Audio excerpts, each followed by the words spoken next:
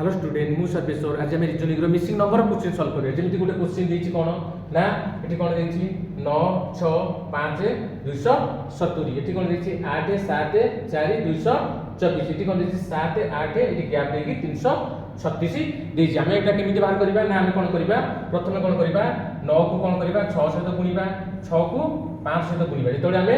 9 को 6 सहित गुण 9 गुणन 6 गुणन 5 सेतोळे केते भाबछि ना हमर कोन करछि ना 270 बाहर गला आमे ताने ता रिलेशन पाई गले से रिलेशन पकाओ 8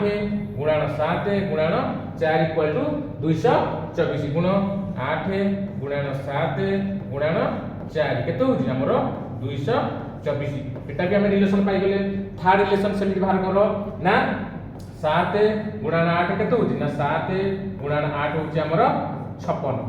56 आमे एठी केते गुणिले हमर 336 आसीबो देखो एठी कोन अछि लास्ट गोटे अक्षर देखो हमर केते आउछि 6 एठी हमें कोन अछि एई 56 रे केते गुणिले लास्ट को 6 आसीबो जेतेबेले को 6 गुणुछि 6 गुणिले केते आउछि ना 36 तेनु हमर आंसर 6 लास्ट दरकार हमर केते 36 एठी पळि आउछि ताने 5600 केते होछि 336 तेनु हमर